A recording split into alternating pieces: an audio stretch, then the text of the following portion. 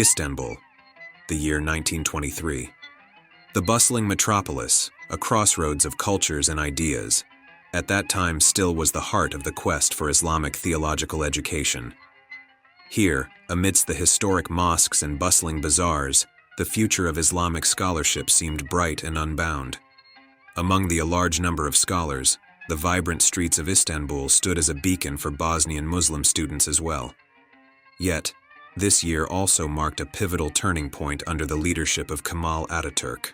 With the declaration of the Republic of Turkey in 1923 and subsequent reforms, Ataturk embarked on a radical transformation of Turkish society.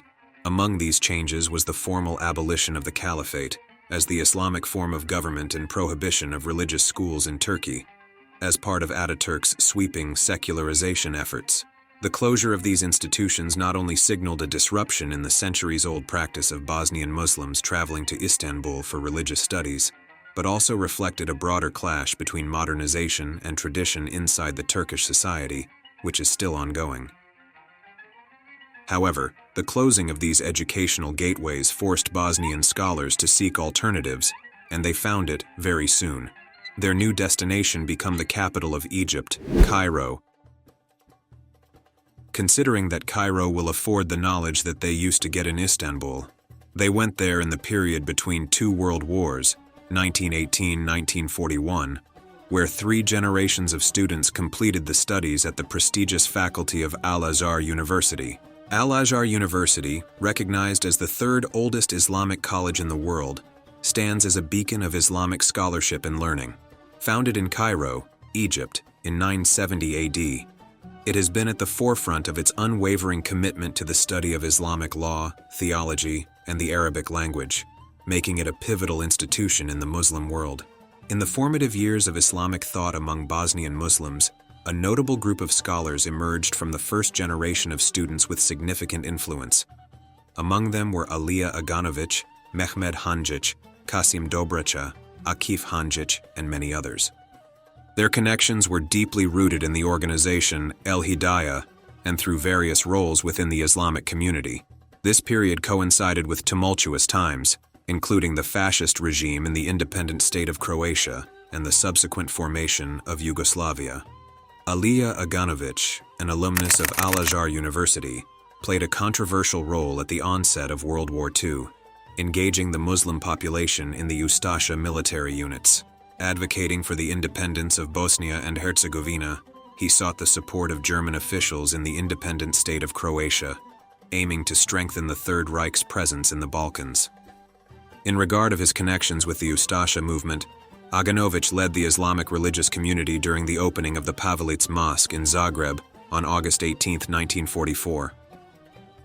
Another Cairo-educated figure, Akif Hanjić, aligned himself with Francetić's Black Legion by the end of 1941, serving as the unit's mufti. By October 1942, his role expanded to mufti of the Ustasha soldiers, earning him titles within their ranks. Known for his staunch support of the Ustasha movement and the independent state of Croatia, Hanjić was instrumental in recruiting the Muslims from the eastern parts of Bosnia into the SS Ustasha divisions, showcasing his unwavering commitment to the cause. It was precisely the leading thought of the some Muslim mufti, and in 1942, several Muslim intellectuals, including Sarajevo Mayor Mustafa Softić, sent a letter to Hitler, emphasizing the need for independence of Bosnia and Herzegovina in relation to the independent state of Croatia, and inviting him to put Bosnia under the supervision of the Third Reich. Such ideas found fertile soil in the mind of Heinrich Himmler, who suggested to Hitler in 1943 to form a special SS unit only from Bosnian Muslims, which Hitler approved and thus formed the 13th Waffen Mountain Division of the SS Handschar, which committed notorious crimes against the Serbs, Jews, and Roma people. According to this recipe, the SS Skenderbeg Division was formed in the area of Kosovo and Metohija, which was tasked to solve the Serb and Jewish question there. The SS Handschar unit had not only the support of local Muslim and Ustasha structures, but also direct support from the Mufti of Jerusalem, Haj Amin al-Husseini. In March-April 1943, both Himmler and a group of Muslim leaders within the independent state of Croatia requested that the Haj Amin al-Husseini assist in organizing and recruiting Muslims into the Waffen SS and other units. From the 30 March to 10 of April, the Mufti visited Zagreb, Sarajevo, and Banja Luka to meet the senior Muslim leaders and agitate in support of the new SS Handschar Division. One of the most prominent members of the SS Handschar Division, and her main Mufti, was another student from Al-Azhar University, Hussein Effendi Jozo. Alongside the Palestinian Al-Husseini, the Bosnian Al-Husseini, Hussein Jozo, volunteered to be the chief imam of the division. After the war, Jozo was convicted of collaborating with the Nazis and imprisoned by the Yugoslavian authorities, but he was pardoned and released in 1950. Later, Jozo was elected chairman of the Union of Imams of Bosnia, and was even the interpreter of Josip Broz Tito, the president of Yugoslavia, during his official visits to Arab countries. Mehmed Hanjic distinguished himself among his peers through his academic achievements and social activism at Al-Azhar University in Cairo, where he was deeply influenced by his mentor, Abdu Aziz al-Jawish, a key figure in the foundation of El-Hidayah and the Association of Young Muslims in Egypt. Bringing his learnings and experiences back to Sarajevo, Hanjic established the Association of Muslim Youth and initiated the publication of a magazine titled El-Hidayah. Within this framework, he also founded a branch youth section known as Young Muslims. Within this generation of students, there were those directly involved in the actions of the Ustasha movement, while others, arguably more moderate, such as Mehmed Hanjic, were instrumental in initiating the notable Sarajevo Resolution. This resolution condemned the persecution of Serbs, Roma, and Jews in the independent state of Croatia. Today, Muslim political elites often reference this as a counter-argument to accusations of collaboration with the Ustashas. However, the situation is complex, given that some signatories, including Alija Aganović, Hussein Jozo, and Akif Hanjic, had known affiliations with the Ustashas. Interestingly, on August 7, 1941, 2 months prior to the Sarajevo Resolution, a delegation from Sarajevo's ulama, led by Adamaga Mesić, Hakija Hadžić, Mehmed Hanjic, and others, met with Ustashi leader Ante Pavelić concerning the construction of a mosque in Zagreb. This meeting suggests a warmer relationship with Pavelić, raising questions about the timing and motivations behind the subsequent condemnation of atrocities. Additionally, Hanjic had appointed Pavelić as a lecturer at the Higher Islamic Sharia School in Sarajevo, further complicating the narrative around the Sarajevo Resolution and its signatories' positions. Following the death of El-Hidayah's president, Mehmed Hanjic, in July 1944, Kasim Effendi Dobraccia took over as president. He was also Al-Azhar alumnus and official translator during the visit of Amin Husseini to Sarajevo. At the time when the Young Muslims acted as a branch of El-Hidayah, an organization of the Islamic clergy of the independent state of Croatia, Mustafa Busulagic was their official president in Sarajevo after the proposal by Kasim Dobraccia and Mehmed Hanjic. In August 1942, Sarajevo's magazine Osvit featured a positive portrayal of El-Husseini based on an interview conducted by Mustafa Busulagic in Rome. Post-war, Busulagic faced execution on June 29, 1945, alongside others convicted of Nazi collaboration and praising of Third Reich. Alija Izetbegović, one of the founders of Mladi Muslimani Young Muslims and later the first president of independent Bosnia and Herzegovina in 1992, was arrested in 1946 for attempting to revive the organization and was sentenced to 3 years in prison. Following Izetbegovic's arrest, Halid Kajtaz succeeded him, but was sentenced to death and executed in October 1949. Izetbegović later remarked that his earlier prison sentence spared his life. The post-war period saw many members of Young Muslims and El-Hidayah, essentially a joint intellectual circle, convicted, leading to the near dissolution of these organizations. Yet, some members persevered, discreetly carrying on their ideals. The 1970s, a time of increased exchange with Islamic countries through Yugoslavia's non-aligned movement, saw renewed connections among surviving members. In 1964, a contingent of Sudanese students, including dentistry student El-Fatih Hassanain, a member of Young Muslims, branch of Muslim Brotherhood in Sudan, arrived in Belgrade. In the 1970s, Hassanain's visit to Sarajevo sparked interest in reconnecting with Young Muslims members from Bosnia, including Hussein Jozo and Kasim Dobraccia. Despite initial resistance by other members, only Alija Izetbegović embraced Hassanain's idea of uniting under a single organization, leading to the translation of Islamic books from Arabic and English language. During this period, Alija Izetbegović was already working on his seminal work, Islamic Declaration. In 1977, El-Fatih Hassanein took the manuscript to London for better corrections, review, and print by his Muslim brothers. The publication of Islamic Declaration, which articulated the principles of fundamental Islamism through pan-Islamism, became a pivotal moment. On the early morning of March 23, 1983, authorities of the Socialist Republic of Bosnia and Herzegovina arrested Alija Izetbegović, along with other young Muslims. This led to the initiation of the Sarajevo process. The charges against them included their book, their fundamentalist ideology, and a trip to Iran in January 1983. The trial concluded with the accused being found guilty of attempting to undermine the constitutional order, resulting in a collective sentence of 89.5 years in prison, with Izetbegović receiving 14 years. The Supreme Court of Bosnia and Herzegovina marginally reduced his sentence to 12 years, and following an appeal to the Federal Court of Yugoslavia, it was further reduced to 9 years for verbal delict. Izetbegović served 5 years and 8 months, gaining his freedom on November 25, 1988. In 1990, Alija Izetbegović reprinted his book, Islamic Declaration, without any modifications to its content. This document, characterized by its ideological alignment with the Muslim Brotherhood and Pan-Islamism, served as the foundational political manifesto for the Party of Democratic Action, SDA. The SDA, established as the first political party in Bosnia and Herzegovina, adopted this declaration as its official platform.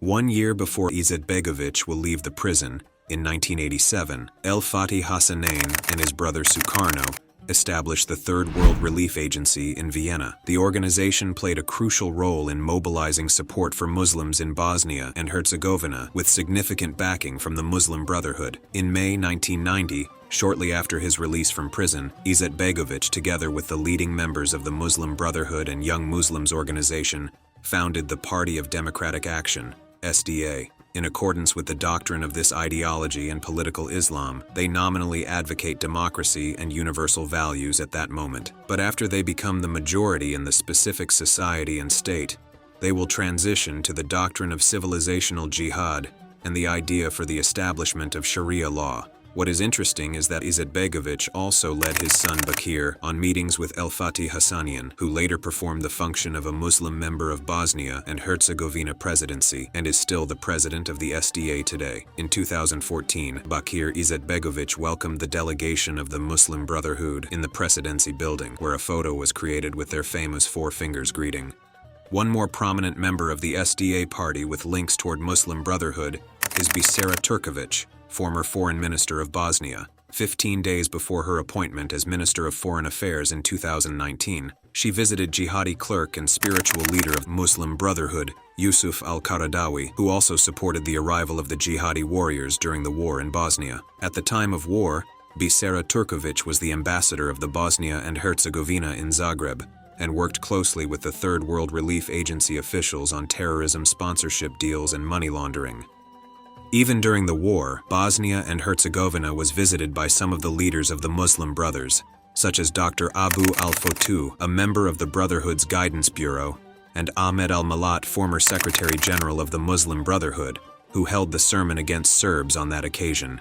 El-Fatih Hassanein, through his leadership of Third World Relief Agency, became a pivotal figure in financing the Bosnian Muslim cause, facilitating the delivery of weapons, humanitarian aid, and the transport of Mujahideen fighters. Referred to as Izetbegović's Minister of Finance, Hassanein's efforts included interactions with associates of Osama bin Laden for fundraising purposes. A bank account in Vienna served as a conduit for approximately $350 million, earmarked for the Bosnian war effort. This strategy, dubbed the Bosnian model by American investigators into al-Qaeda's financing, involved masking funds for weapons as humanitarian aid to ensure the transactions appeared legitimate. While some have compared Fatih al-Hassanein's role in the Bosnian jihad to the dubious part played by Haj Amin, the Grand Mufti of Jerusalem, in the Balkans during World War II, it's probably most accurate to give the Sudanese the name bestowed on him by Western investigators, Aliya's bagman.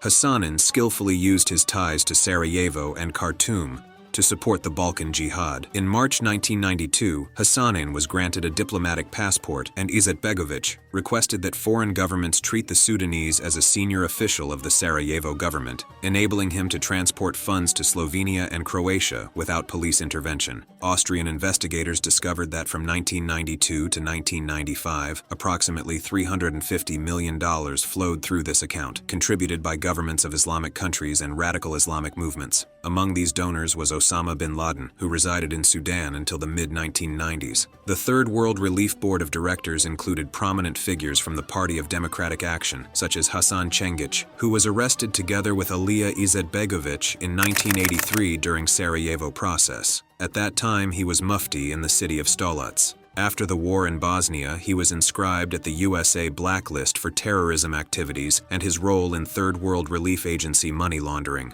Hussein Jivaj, who was also arrested together with Alija Izetbegović in 1983 during Sarajevo process, and during the war was the Bosnian ambassador to Vienna and one or the highest-ranking officers of the Third World Relief Agency, and Irfan Ljevaković. Austrian authorities considered Ljevaković to be a key facilitator for the entry and settlement of jihadi fighters in Bosnia and Herzegovina as humanitarian workers. After the Austrian authorities launched an investigation into money laundering in 1994, Hassanian was forced to escape and did so by fled to Istanbul under the protection of his great friend Recep Tayyip Erdogan, at that time a mayor of Istanbul.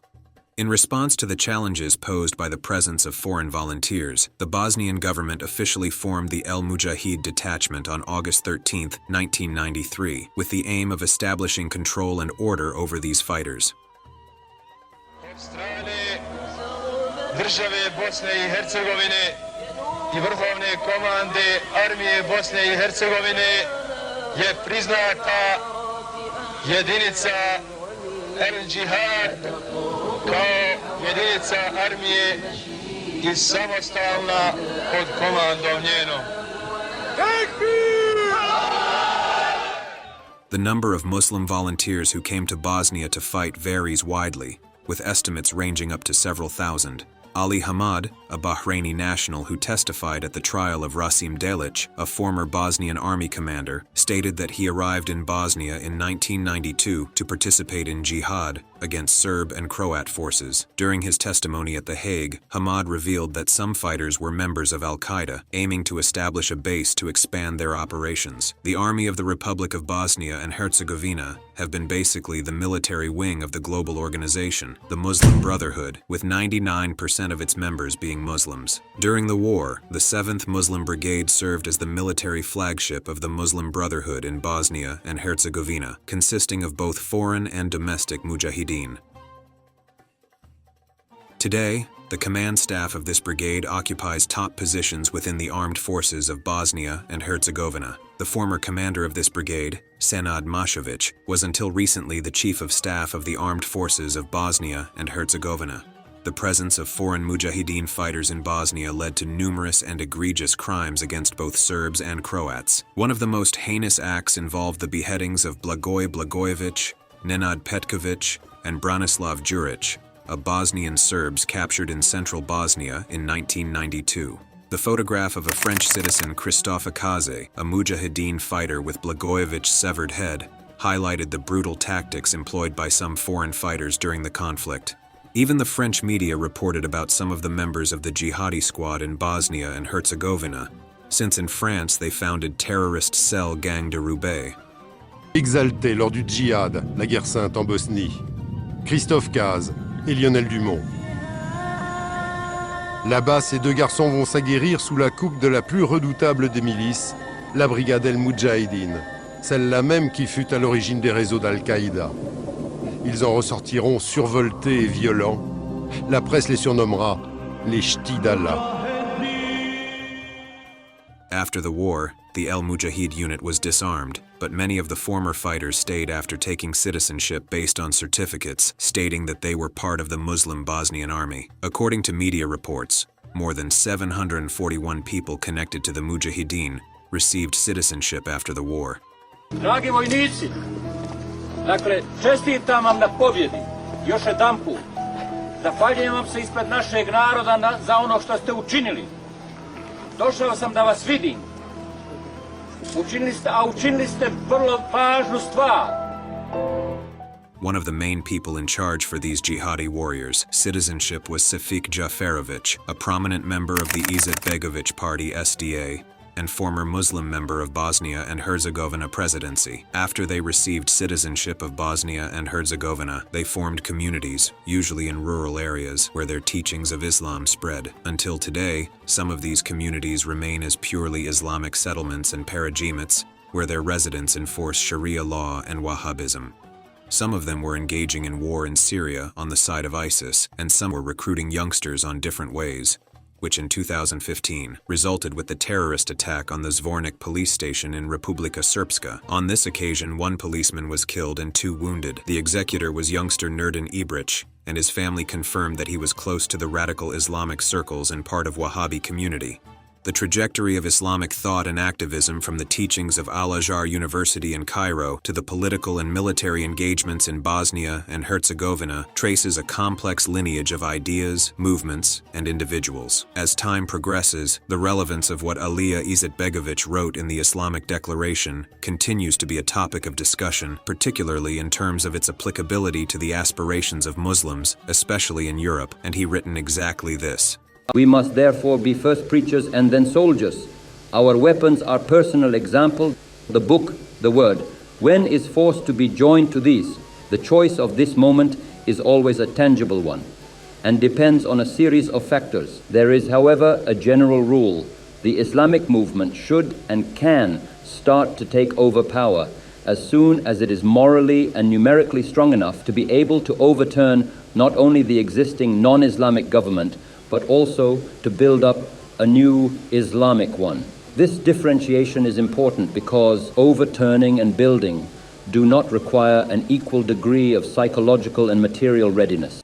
The realization of this ideological and political platform of the Muslim Brotherhood can best be understood through a case study of the destruction of the historic Serbian Christian community in the Muslim part of Sarajevo. After the war, Orthodox Christians exhumed their dead and carried them as they left their ancestral and historical territories. They had defended their homes during the conflict, but according to the Dayton Peace Agreement, these areas came under the control and authority of Izetbegović's Party of Democratic Action, representing the Muslim Brotherhood. Aware of the experiences of their compatriots who were held as hostages in the Muslim part of Sarajevo during the war, where they endured systematic terror, rapes, camps, and physical annihilation, the Serb Christians dug up their dead and carried them into the unknown. In addition to that, an interactive map of 211 detention sites, prisons, and camps reveals thousands of Serbs, citizens of Sarajevo, were imprisoned, tortured, and killed. The modus operandi of the Muslim Brotherhood, or radical Islam, has been to portray their victims as criminals